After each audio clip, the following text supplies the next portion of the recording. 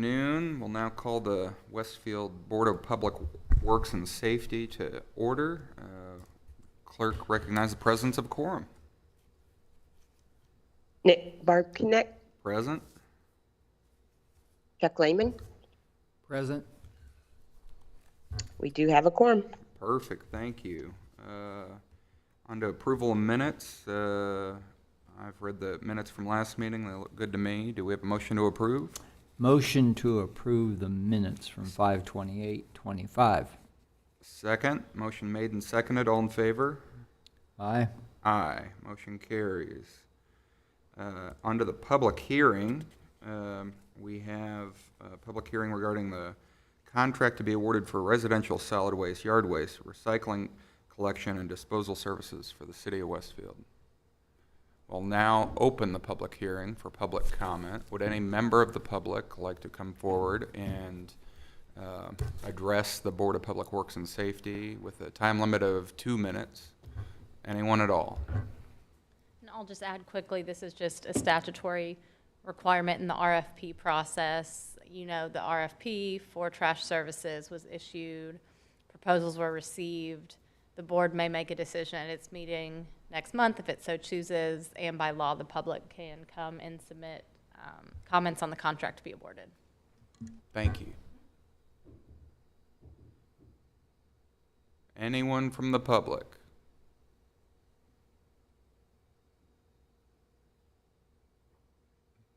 Last call.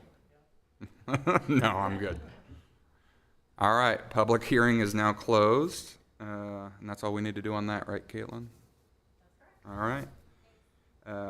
Action item number 2, Downtown Westfield Community Development Corporation and City of Westfield, the use agreement for parking.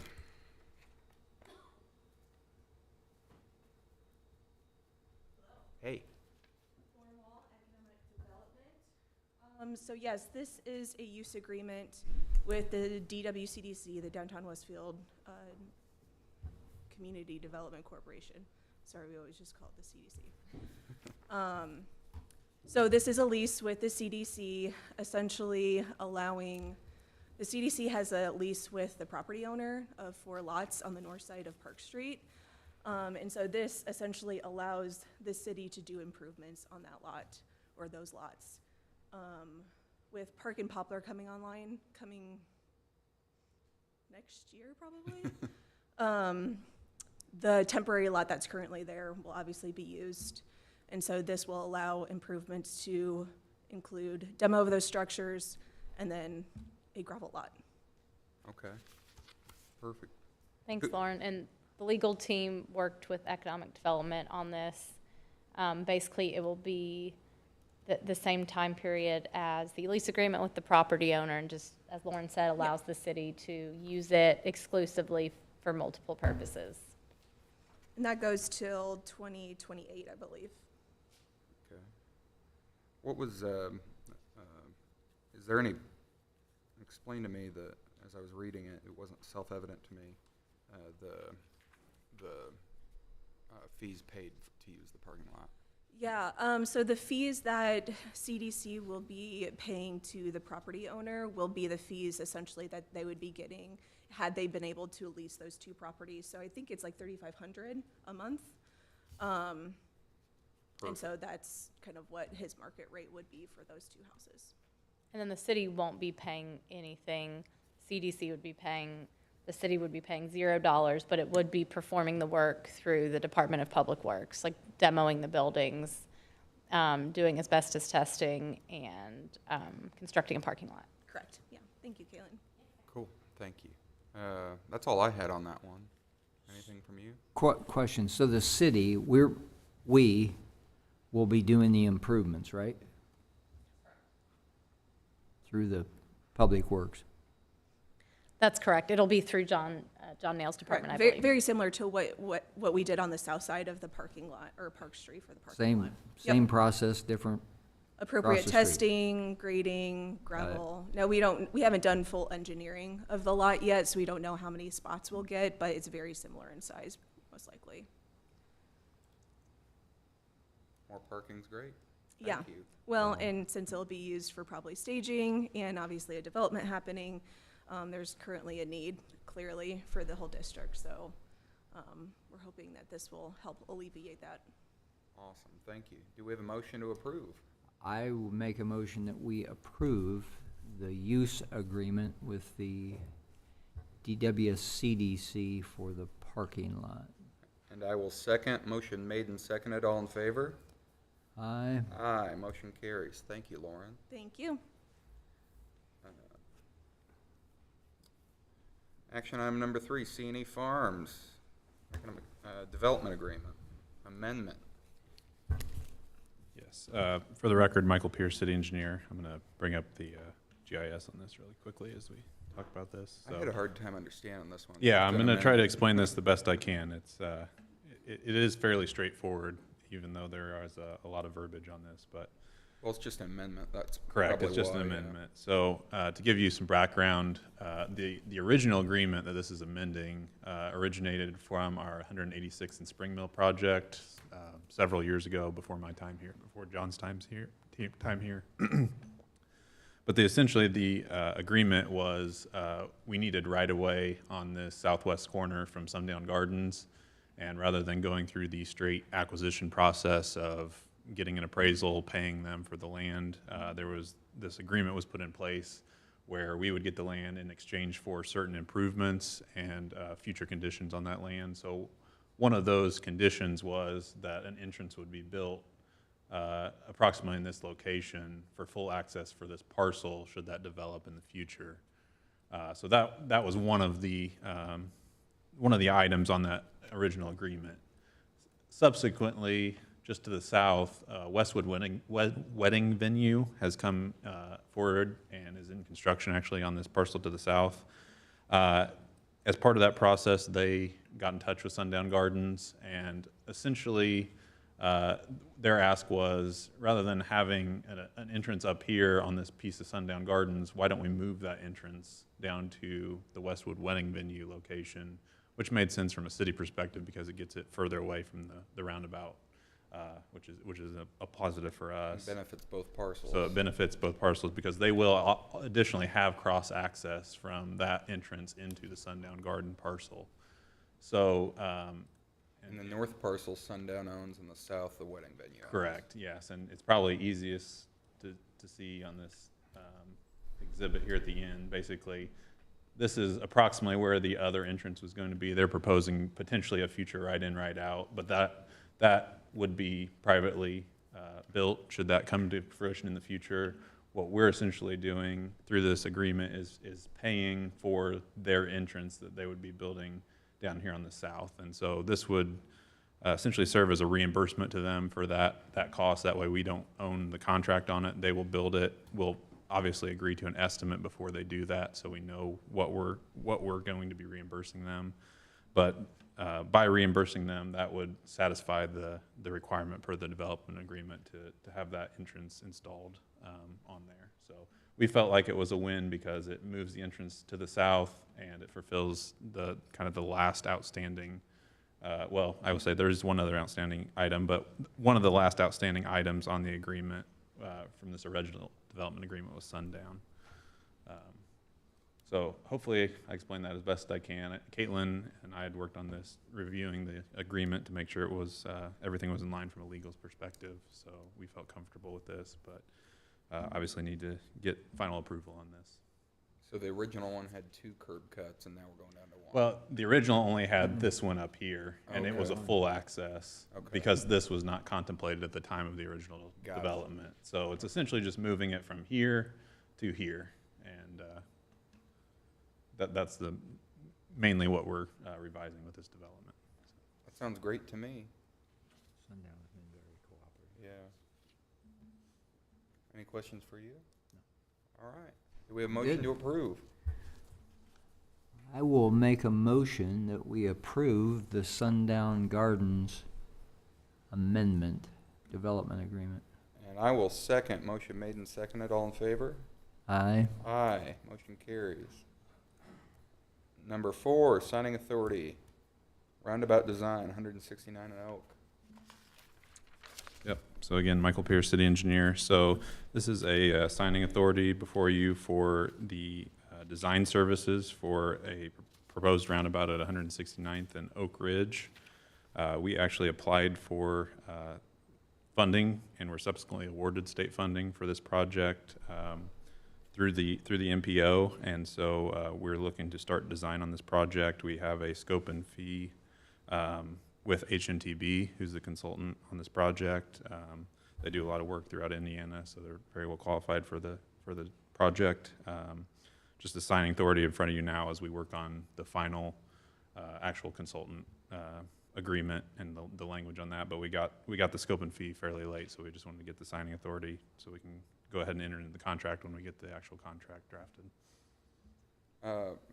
Timeline and what was the total grant we got from the MPO? So $4 million? it would be an 80-20 split on construction costs for that. I believe our target letting is 2028 for that project. So that was a $4 million roundabout, probably? No, it's less than that. I think that our grant, I'll get you the exact number, but off the top of my head, I believe we were awarded just north of $2 million in grant money. It seems about 2.5 stuck in my head as a number that would be about construction costs. What percent design fees are you guys seeing on roundabout design right now? I would say typically a roundabout's going to cost somewhere in the $300,000 to $400,000 range. That is, there's a lot of factors that Regardless of the change. size of the Yeah, the size of the roundabout's not a huge factor on that. What is a big factor is what kind of environmental document you have to put together depending on the type of funding you receive. And so, you know, the MPO grants are great. We're getting 80% of this construction and inspection covered. But there is some additional effort on the design side because we got to do some more environmental work to satisfy the grant. So still a good deal for the city for sure, but there is some shift of cost with that. Makes sense to me, thank you. Chuck? Does that cover the cost of the engineering, or that's on us? Yeah, this would essentially be the cost of the engineering, and so basically the design costs, all the environmental that John was talking about, survey, right-of-way engineering to get the parcels ready for the acquisition process. And Chuck, I think your question was, does the grant cover the engineering work? The MPO grant does not cover the engineering work. So the deal On is us. 80% of construction, 80% of construction inspection. We match 20% construction, 20% of construction inspection. The city covers with local dollars engineering, design costs, and right-of-way acquisition. Got it. Thank you. Makes sense to me. Do we have a motion to approve? Motion to approve. Second. Motion made and seconded. All in favor? Aye. Aye. Motion carries. Thank you, Michael. Dennison Parking Management Agreement, number 5.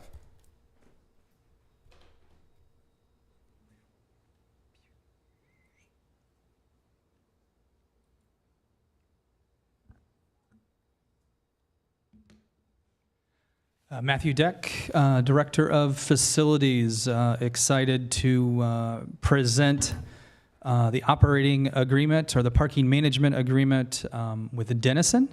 The Union Garage will be coming online sometime in the month of July, early August, and we are very excited to be partnering with Union Garage and making sure that the management of our first garage here in Westfield is handled with the utmost expertise. We looked at LAZ, Park Place, and Dennison. And why did we choose Dennison? One, their presence in the Indianapolis and surrounding markets. They have 170 locations. 70 of those are in the central Indiana area. Their experience in the industry, 90 plus years. Cost, when you look at their management cost and the amount of labor that they were going to use to manage the garage, it was the best of the 3 options. And just collaboration and synergy as downtown Westfield will be developing on-street parking.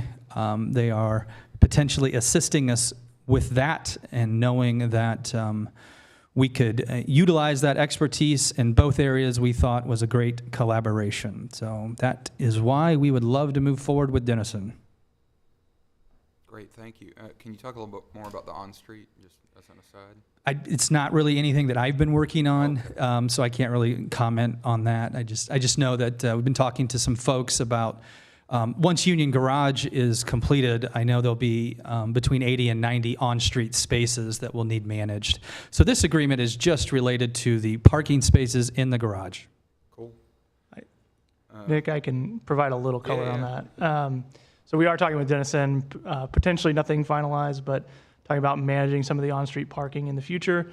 Again, not part of this agreement by any means, but we do want to look at how we manage parking long-term as our downtown redevelops, and Denison could be a key piece of that puzzle. Makes sense. And the break even on this was pretty low. We only needed like 30 cars a day to pay to get break even on this contract, which should be pretty easy. Yeah, with their presence in the area, the way they're able to handle their labor, it's certainly to our advantage, and one of the big reasons why we selected Denison. Makes sense. And then in the long run, I'm sure we're thinking about when it fills and it's making a ton of money, what that contract in the future looks like, but we'll get there. Certainly. Chuck? So how many spaces? I didn't see that, but didn't look. 300 spaces. Got it. So in the future, I mean, not too distant, we're going to be adding a lot more, right?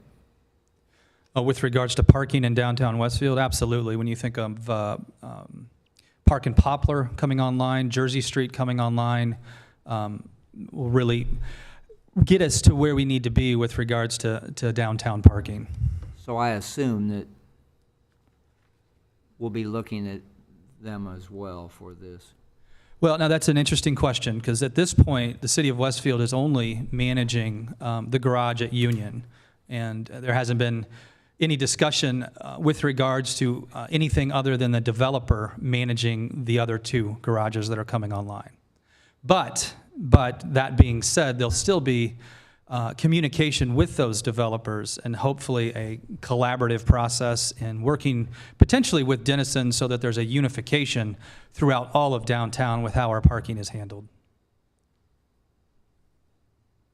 Thank you. Cool. Do we have a motion to approve? So moved. I will move to approve. And I will second. Motion made and seconded. All in favor? Aye. Aye. Motion carries. Thanks, Matt. Thank you, gentlemen. Number 6, Old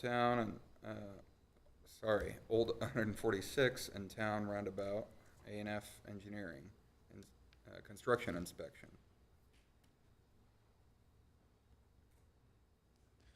Yep, again, for the record, Michael Pierce, city engineer. So what's before you is is an inspection contract for our old 146th and Town Road roundabout that should be starting later this year. So this is for part-time inspection by A&F Engineering. So typically, when you see these contracts, it's for an engineering firm to come through and do full inspection services on that. On this project, we're actually going to be supplementing that with our in-house inspectors. So we'll have one or two of our own inspectors on that project for the day-to-day work, and really what we're hiring out through this contract is for A&F to provide a construction manager or project representative on site to kind of manage the project from a high level. But that total on here is $169,490, which is significantly less than we would pay if we were just to hire out the whole contract. So just asking for approval to move forward with them. I forget who designed the roundabout. A&F also designed that. Okay. Is there, how do you guys walk through both, the firm doing both the design and the construction inspection? We've done it both ways. There are projects that works out really well. There's other instances where we want to see a different firm to kind of hold the designer accountable. We've done it both ways. I think both strategies can work depending on the project. With this one in particular, we felt really good about A&F coming in to do kind of the higher level management. And the other thing to point out on this contract is hourly not to exceed. So if there's less effort from A&F needed because our in-house inspection team is able to accomplish more on site, then we pay less money. Perfect. Chuck?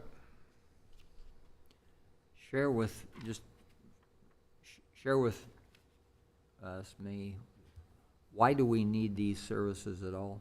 Because of So, certificate or something? so when we have federal funding or state grant funding, we definitely have to have inspection services. It's a requirement for the grant to ensure that it's, construction standards are being followed.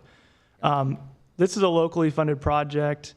It is a good policy to have inspection no matter what, whether that's by City of Westfield employees or by a consultant. It keeps the contractor accountable. It makes sure that the work is being done at a high level. I don't want to speak ill of contractors, but they're out to make money for sure. And so if there are corners that could be cut, some contractors will do that. And so having an inspector on site, providing daily reports, and making sure also if there are delays on the project, we're holding them accountable as to why. Those are all things construction inspection does. So you and ultimately get a better quality product by having inspectors on site, and that's why we do it. So even though it's locally funded, we don't have to do it, but Yeah. we save that amount of money in Yeah, work and because we have an owner's. This one in particular, there's a lot of moving parts on this project because of the development on both west and east side of Town Road. There's some utility relocation efforts, and having someone out on site to really help manage that is going to be good for not just the city of Westfield, but the developers adjacent to the project as well. Does that mean daily eyes between us or?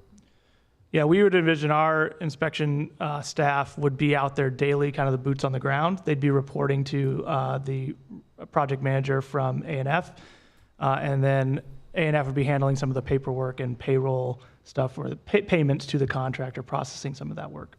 Got it. All right. Do we have a motion to approve?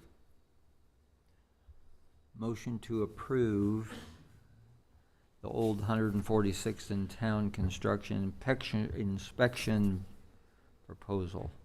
And I will second. Motion made and seconded. All in favor? Aye. Aye. Motion carries. Thank you, sir. Number 7, Sikich.com, if I'm saying that right.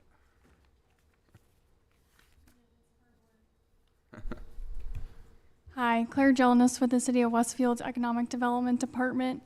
So the change order in front of you is a request for an approval for an additional $10,250 in services from Sikich for the Economic Development Department CRM system build-out.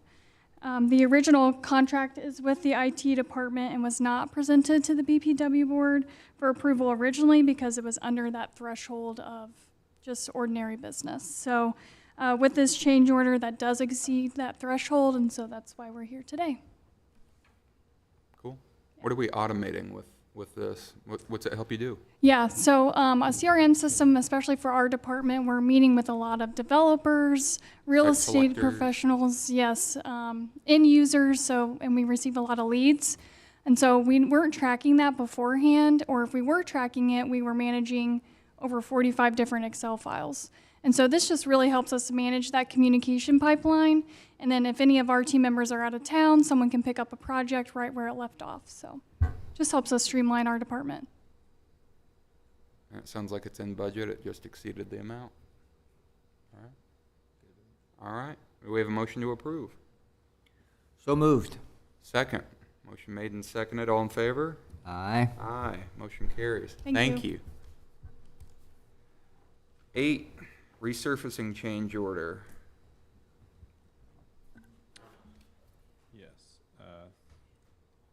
Again, for the record, Michael Pierce, city engineer. So this item before you is a change order to our 2025 resurfacing program in the amount of $576,886.32 for work on 199th Street on the north side of town. So this was really fueled by several complaints that we had from residents, as well as some conversations with administration regarding the condition of the roadway.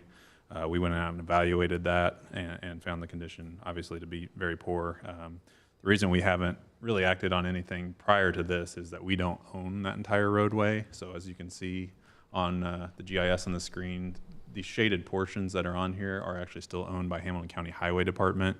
So it didn't really make sense to do some kind of patchwork fix on the road in certain locations and not involve them. So after those conversations with administration, we did approach the County Highway Department and discuss a plan for rectifying this. So our plan to do work out here is to patch all the locations that need patched along the roadway, and then do a mill of the existing surface to scarify it basically, and provide a new profile of the roadway, and then overlay that with another layer of asphalt to provide some structural integrity of the roadway. And by doing that, it'll actually widen out the road a little bit from its current condition as well. So the total change order that you see here is $576,000, but a portion of that would be paid for by Hamilton County Highway Department. We're adding it to our project because we already have a contractor mobilized in town doing work, so it made sense to use them. We also had some favorable prices on the contract already. So we're utilizing those as well as adding a couple items that weren't in the contract originally. But we feel for the scope of work, it's a reasonable price to do this work. So we ask your approval to move forward with that so we can get this work done. And as far as time frame, we've basically given them till about the end of July to do this work. So it would happen pretty quickly. How do you negotiate the share with your counterpart with Hamilton County Highway on this? So yeah, we had a conversation with them about just scope of work and what they felt was a reasonable fix to this. After that, I went out with our inspection team and we marked out physical patches on the roadway, marked those out, went back and kind of calculated quantities. And basically for anything within the shaded region, as you see on there, that the Hamilton County Highway Department owns, that's what we said, you'd be responsible for this cost. It's a clean Same line. thing for, yeah, so it's basically just kind of, for the actual asphalt, it's just prorating it based on area that they own versus area we own. And then the patches would be just dependent on where those fall. Makes sense to me, thank you. Chuck? So what's the future look like on ownership? Yeah, I'll jump in and handle that. So there are a couple projects, potential projects out there along 199th Street. Any of those projects that would come through like a PUD process would be voluntarily annexing into the city, at which time we would take ownership of the roadway if we didn't already own it.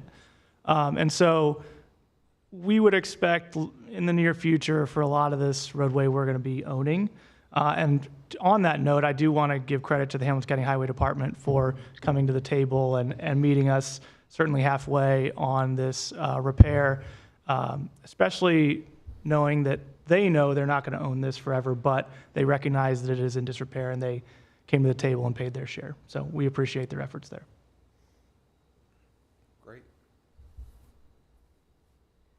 So there was a PUD recently introduced, right? Does this cover that section, obviously? Yeah. Yeah, Onyx and East is the one in question, that triangle between Monon and 199th Street that was introduced at council Monday night. So we would inherit this small stretch of that roadway because that's the only section we don't own currently through that area. So we would then own this, and then the county would just own basically this section until future development happens out there. Yeah. Sounds like a great deal to me. Do we have a motion to approve? Yeah, I will do that. Just one more question. Where'd we get the $500,000? Can you repeat the question? Sorry. Where did we get the money? Oh, the money for this additional work. So we believe, I won't know this until the end of the year, honestly, how things shake out. If we need to get an additional appropriation from council at the end of the year, we will ask to do so. I believe at this time we will be able to absorb this cost within our current budget in 2025. Resurfacing came in well below budget, if I remember right already. It did, so that's helpful. We did come in below budget. We were able to get all of our alternatives within that original budgeted amount. And so that's part of where the money's coming from. And then there are some other projects that we have budgeted in 2025 that we believe will be able to absorb this cost within those budgeted amounts. Fairly economical year, fairly. Yes, and I would say confidently that by doing this change order, it is the lowest cost we're going to get for this work. Gotcha. All right, Won't be cheaper next year. all right. Yeah, I make a motion that we approve the resurfacing, the change order. Second, motion made and seconded, all in favor? Aye. Aye, motion carries. Thank you, Michael. Road impact fee, consent agenda, our consent agenda.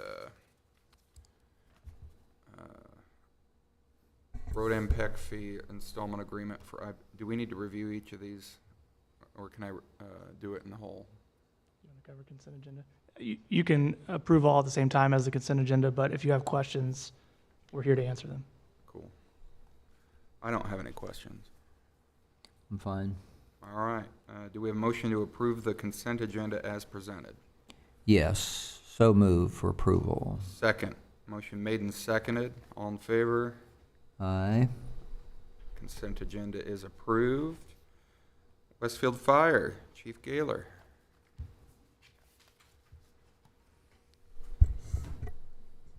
Yes, good afternoon, Rob Gaylor, Westfield Fire Department. Real quick, just a brief May report.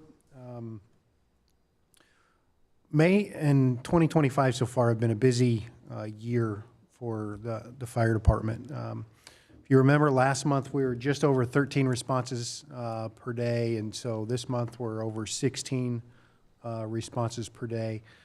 Crunching some numbers, and we're looking at we're applying for a couple grants, and so when we look at some of our data, response times and the increase in call volume is just ever pressing, and so we see there's a typo in here. I just want to get corrected. The 2024 numbers were not up 21%. This is actually a month off. It's looking at April instead of May. We saw a 14% increase, not a 21% increase. So in 2024, we responded to 418 calls, not the 385 that you see there on the screen. So just to clarify that. But this May, almost 500 calls, 488 is where we're sitting at. And I think looking at the breakdown, the fire versus EMS or medical calls, we're seeing a downtrend in the number of EMS calls that we're responding on, and I think that it's probably just how they're categorized. And so emergent 911 calls come in, we're at 58% of what we do. However, our community paramedicine piece, the things that Walter Rippey and Jamie are doing are being classified in another bucket. So they're not being counted towards EMS. More or less, they're like a public service, educational component. It's really where we're targeting our information with the assisted living or care facilities in the district. So they're captured. Those responses are being captured, but they've essentially moved out of the EMS bucket into the fire bucket when you look at that as an overall. So just a couple things to clarify. As you go through the report, there's not a whole lot that varies from month to month other than we're uptick in responses. We're busier, still over 1,000 times a month. One of our apparatuses running lights and sirens across the city, taking care of our community. So towards the tail end of this, when we look at our care facility responses, interesting, I was talking with Chief Grimes as we were sitting here getting prepared, and I pulled up some numbers from last year and the year before when we look at these care facility calls and where we're sitting. And so by and large, in 2023, we had 81 responses in the month of May to care facilities. In 2024, we had 54, and in 2025, we had 57. So again, we're doing better, and the care facilities are doing better themselves. but it's still a large portion of our medical runs that we're responding on. Still in that 20% are going to these facilities. So just as an awareness, I wanted to get that out there. And we expect the average for a facility, if it's a 100-bed facility, we expect to get 100 calls to that facility a year. And that's just people are sick and they need help, and they'll call 911. But what we're really trying to curtail is the non-emergent call types, and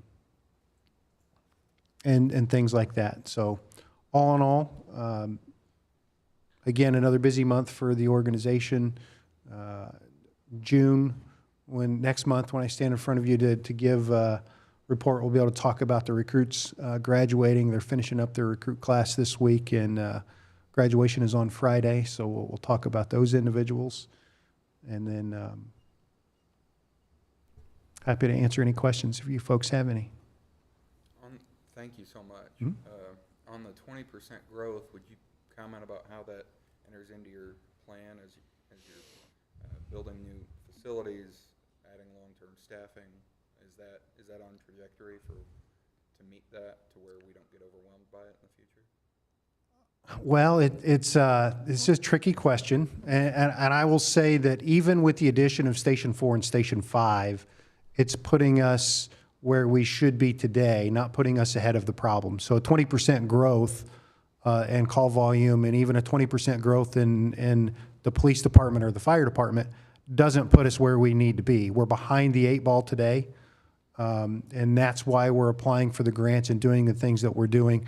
We just got a geographic information study back from the IFF, and they're suggesting that we're at 8 stations by 2030, and we can show the impact. I'm actually preparing a presentation to give to the council in July on what those kinds of things have the ability to do for the community. The challenge, just like everything else, Senate Bill 1 kind of hampers our dollar bills and how and what we can spend and how we're getting those tax dollars back into our community. So we have to take and be mindful of all of the money that we're spending and where it goes and how we make the best choices for the community. And the real answer to your question without getting political is we're behind the national standard, and even with the addition of Station 4 and Station 5, we're still going to be behind the national standard. We're just growing so fast, it's hard to keep up. Yeah, it's the prediction right now in 2024, we had over almost 1,700 overlapping calls, which means one unit is out on a call, we have another call before that unit gets in service. So the prediction is if we stay the current model that we're going, even with the addition of Station 4 and Station 5, we could see a 50% overlapping calls, meaning that for every one call that we're out on, we don't have enough units in service to take that call. So these are real numbers, and hopefully we use data to drive our decisions. But again, it's we're very aware of the impact of Senate Bill 1 and our being good stewards, just like all the other departments. It's a good question. That's all I have. So with the increase, do we see that in a given area district? Does that, as our growth happens, and we kind of spread out, does that impact your response time? So there's a couple varying factors when it comes to responses or emergent responses from a fire department. And we use travel time and response time as a major driver of our initiative. We try to have the first unit on scene within 4 minutes. And as what we're seeing, as population density increases in certain areas of the city, if we don't have a station there, that 4-minute travel time to those areas is greater, which falls well below the national standard. So it says, hey, you should probably put a station in that location to drive that time down, and you have those emergency services there. As we look at Westfield and as we're growing, we're starting to get infill, right? As our population density is increasing in certain areas, and it's really one of those things that it's happening where we don't have stations. So we're very aware of it. The two challenges with that: the land is already purchased and ready for development, so there's no place or proximity for us to put a station. Oh, it's real cheap there. Or the price of the land really is not what we would want to pay for, would probably serve the community better to put something there that's going to bring revenue in instead of us, you know. So it's a delicate balance and a tight walk of where those concentrations, and we use a lot of historical data and predictive data to say, obviously in the areas around our assisted living and extended care facilities, when you look at the map, those are the hot zones because we're there quite often. But if we carve those out and look at the jurisdiction as a whole, obviously everywhere where you have a concentration of people, the risk is higher. So old construction versus new construction, there's a lot of things to take into consideration when it comes to those things. So we're looking at all of it. The hot topic or the hot button items where you would expect them to be are where they're at. Get a lot of questions about Grand Park and the impact of that. For a facility that sees 5 to 6 million visitors a year and we're only getting 50 or 60 runs on average to that facility, it's not an impact. Our 200-bed nursing home facility that calls us 200 times a year, we're seeing more of an impact from that than we are the 5 or 6 million visitors to Grand Park. So it's one of those, it's a balancing act, and right, we have to take that into consideration.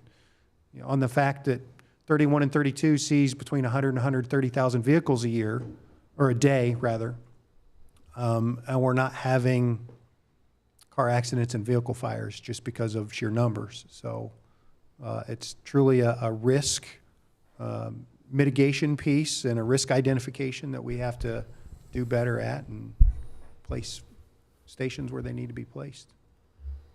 So, in addition to needing the funds for new stations, 3, 4, do you know where they need to be? Yeah, we've got some ideas or areas through our GIS study again that the local and international put together. We've identified a couple areas that, hey, if we were to put a station here, here's the impact it would have on the community. Here's the road miles that we could cover in a 4-minute response time. Here are the road miles that we can cover in an 8-minute response time. We have all of those points.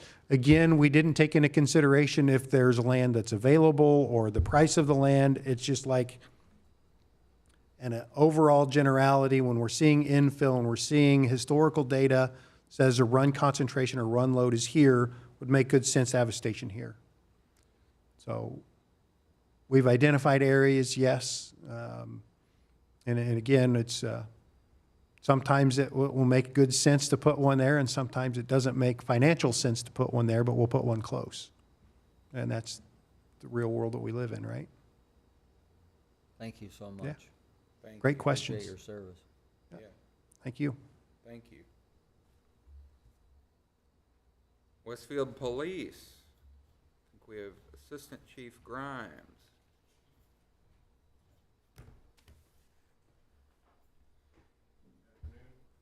Afternoon. Assistant Chief Eric Grimes, for the record. The report is in there. If you allow me to, I'd like to go over a few personnel highlights within our agency, just recap here. Retirement, Lieutenant Brody Houston, retired Friday, May 30th. His law enforcement career spanned nearly 4 decades, 32 years of service with the city of Westfield.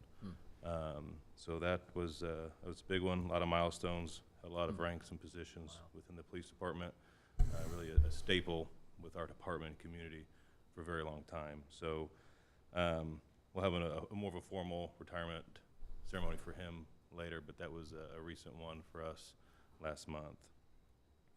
We had new canine dog selections. We had 2 recently new canine handlers, and they got to pick out their dogs a couple weeks ago from Ultimate Canine.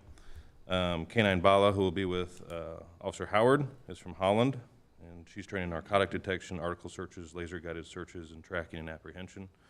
And Canine Curie is a 1-year-old Malinois, and she's trained in narcotic detection, article searches, tracking, and apprehension, and she'll be with Officer Robbins. So they begin on a 4-week training course with those dogs, July 7th through August 1st. So once after August 1st, they'll be on the road assigned to the shifts. So that'll give us 3 out of the 4 shifts for coverage, which tremendously helps our operational needs in the agency. School resource officers, Nick Miller, our newest SRO, completed a NASRO basic class, which is the National Association of School Resource Officers, last week.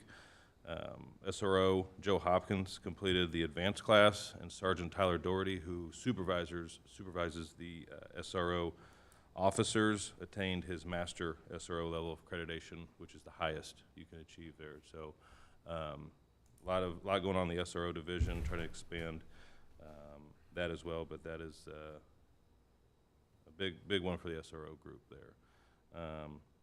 This Friday, Captain Rob Dine will be attending the FBI National Academy for 3 months. He leaves this Friday, and he'll return September 5th.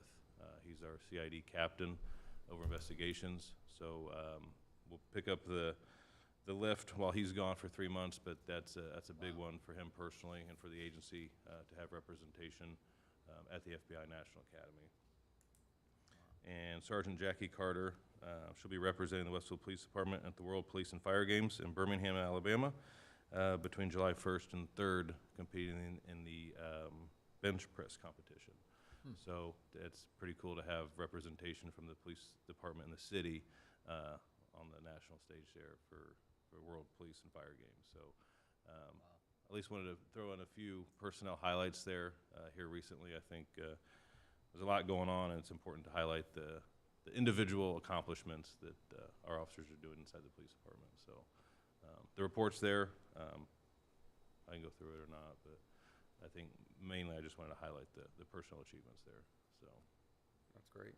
Do you need us to do decommissioning of the service for the retiree? we will, yeah. That's being worked on right now on the back end for the firearm processing.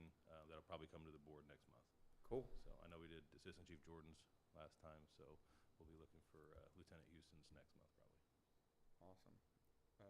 Thank you for all that. Chuck? Good. It's all good. Appreciate it. Thank you. Thank you for that report. Thank you. Thank you for the service. Public Works. Yeah, a few construction projects going on this summer, as you may be Just a aware. couple. Happy to report 151st in Town roundabout is wrapping up. Our contractor is scheduled to be putting down the surface layer of asphalt on Monday. I'm going to hedge a little bit and say early July, open to traffic, just to give a few days for striping and some other activities to go down once the surface is on. So it's as of the last progress report, it was early July. So we're excited to get that one open. That's the first one that will open up of the ones we have under construction. But then you move south to the old town. It'll open up just in time for people to get used to going through it, and then the south leg will close down for the remaining work on Town Road. That is true. But it's a good one to get done. It's been a long time coming for that particular intersection. If you drive through it before we built the roundabout, it was a four-way stop that I think flooded on all four corners. It's kind of sat down low. So a much-needed improvement at that intersection. 161st to Spring Mill, we are working through some delays on that project just due to utility relocation. I will say our contractor is working really long hours daily and working on the weekend to try and get caught back up on that project. So we had some setbacks on utility relocation, but they are actively trying to get caught up on that one. State Road 32, Reith Riley continues to do good work on that project in our downtown. In the next couple of days, maybe tomorrow, maybe Friday, depending on if we get any rain, but Union Street will open back up north-south in our downtown in the next couple days. Again, I'm hedging a little bit for weather. But that will be a three-way stop once they open that up. So if you're on the south side of 32 coming up Union, in a couple days you will be able to cross 32, go north on Union. So getting here, for example, at our next Board of Public Works meeting, if you're coming from the south, will be a little easier. And so that's some good news, good progress there. 181st and Wheeler Roundabout is closed for roundabout construction right now. Contractor is on track on that project. We will be opening that roadway up prior to school starting. That's a really important route, 181st Street. 181st Street is a very important route for our school traffic going east-west through there, so that'll be open for school starts. And then you mentioned town and an old 146th. There'll be utility relocation work ongoing. Once we have 151st in town open, you'll see a closure as that work will begin later this summer. It's dependent on some utility relocation work, but later this summer that contract will get started. So with that, happy to answer any questions you may have. Sounds great to me. That's all I had. All right. Thank you, thank you. Do we have anything else before we adjourn? Do we have a motion to adjourn? Let's adjourn. Second. Motion made and seconded, all in favor? Aye. Aye. We are adjourned.